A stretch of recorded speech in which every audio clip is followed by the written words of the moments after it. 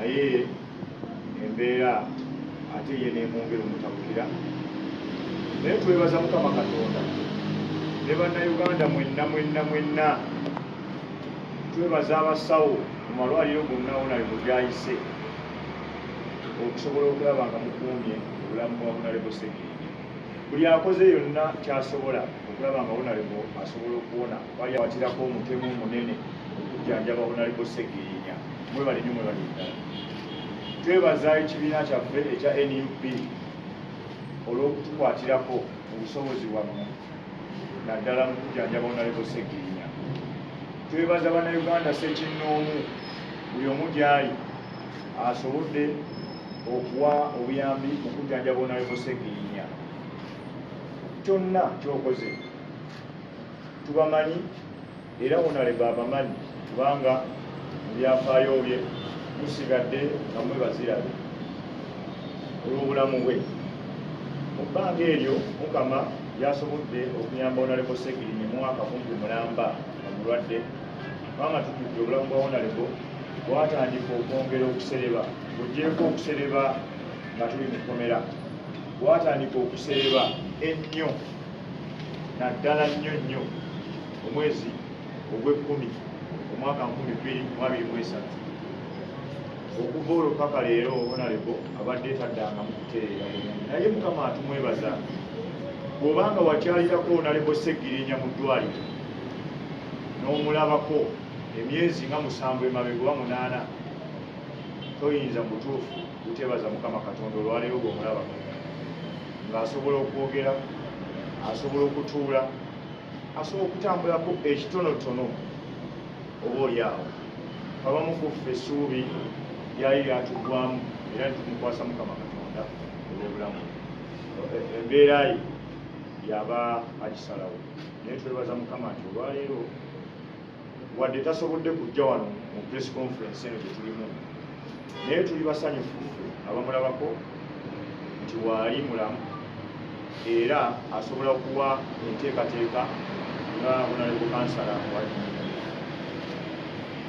Twebaza nnyo bannakawempe noti naddala abaakwasa Honorable obwesigwa n'obweyamu, aye ne basigala nga bakyamukiririzaamu wadde mu mbeera gy'abaddemu okuva lwe yasibibwa mu kkomera emyaka gyali ebiri ate n'obulwadde obumumazeeko omwaka mulamba emyaka 3 nga mulina okugumiikiriza naye omubaka wammwe. Mukimanyi bulungi nti alina obusobozi obubakiikirira mu paalamenti y'eggwanga, naye embeera y'ensi yereese embeera nga bwe badde mugiraba. Naye mwebale nnyo mwenna abagumiikiriza obulamu bwe, abamugumiikiriza wano. Kati mu ekyo tusazeewo baffe mikwano gye fenna abali muno, baganda be ne famire ye, tusobole okwebaza Mukama Katonda olw'obulamu bwa Honorable. Bwe tutagaza Mukama tuba tulyazamanyiza Mukama, kubanga obulamu bwa Honorable abukwatira paka leero. Era ng'ennaku z'omwezi 15 Novemba bannayuganda mwenna y'omu gyali tumuyise ekkomamboga mu kisaawe.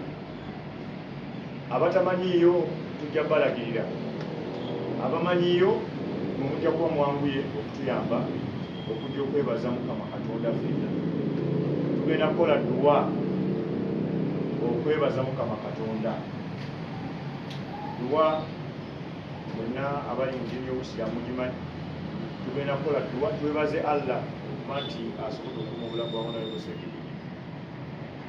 Nalabako Honorable Sseggirinya ddwaliro n'amaziga ne ganyonga,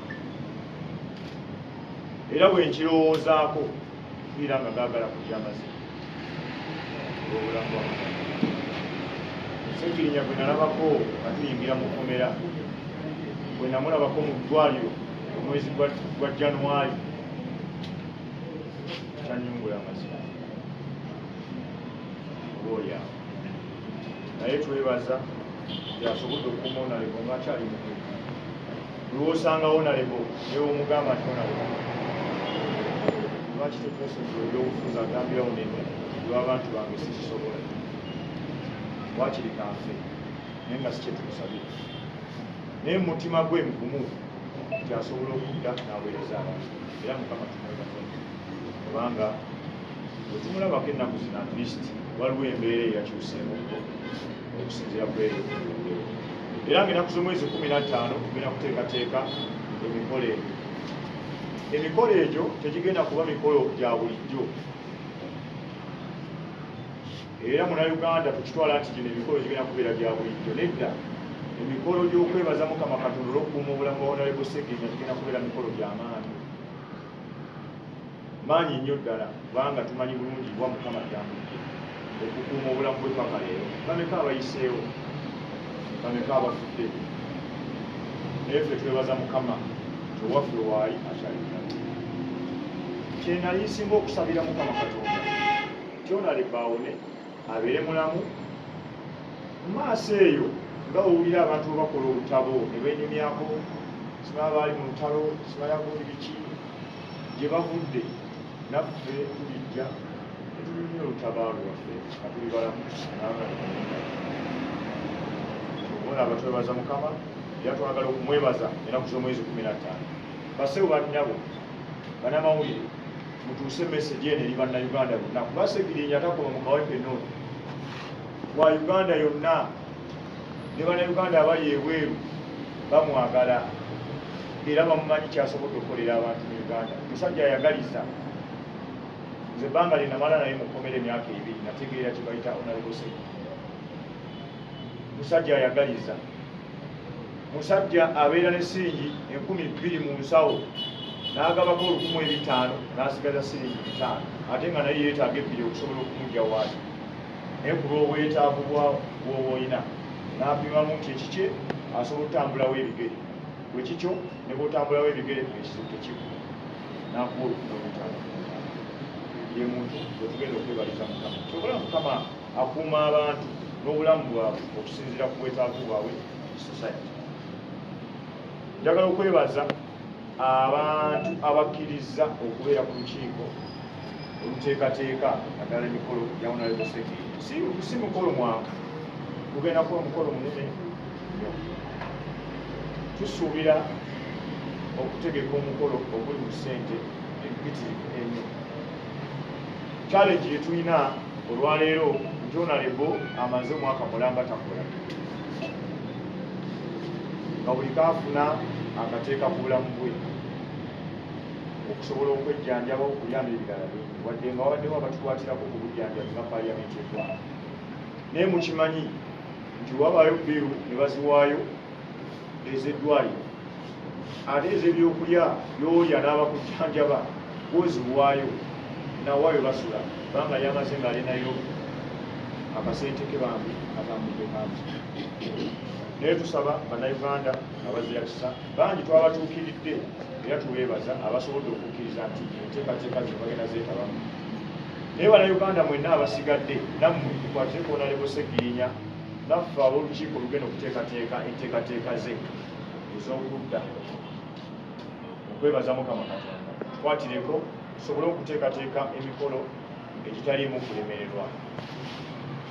Tetugenda kwawula muntu yenna kubanga tumanyi nti oli mukulembeze w'abantu bonna mu Uganda yonna mu kawempe North ng'abakiikirira. Era olukiiko tubeebaza ab'olukiiko mwenna abakkiriza okusobola okubeera nga twetaba enteekateeka zino. Tumanyi poliisi ya Uganda ne gavumenti tugenda kuteekawo embeera eyinza obutatukkiriza kubeera mu mikolo gyaffe. Naye tubasaba bassebo olw'obulamu Honorable Sseggirinya, poliisi twabategeezezza dda nga linalonda lunaku luno olwaleero nga 15 Novemba 2024 buli muntu langi twabategeeza era ne mukkiriza. Tubasaba temutaataaganya mbeera eyo, temuteekawo mbeera kubanga wano twebaza bulamu. Tuyise mu buli makubo amatuufu era bwe munaatuyamba ekyo ne mutataataganya mbeera eyo Honorable Sseggirinya yaggwira musana. Tasobodde kujja mu lukiiko luno lwaleero olw'ensonga nti ajja kulabika mu lwatu eri mmwe bannayuganda ne bannakawempe mwenna 15 Novemba 2024 kisaawe Komangula. Ensimbi onaleko yaguddewo akawunti tusobola okuteeka ssente ffenna ow'akasanvu ow'omutwalo ow'Enkumi 5 ow'Enkumi 2 oyagaliza Honorable Segirinya ebirungi. Account number erimu Equity Bank. Equity Bank account number emu 00 32 0 emu 6 emu 4 00 kulwenteekateeka ennungi erimanya nga Segirinya Muhammad eri ku Equity Bank. Teeketeeke emikolo egyebaza Mukama.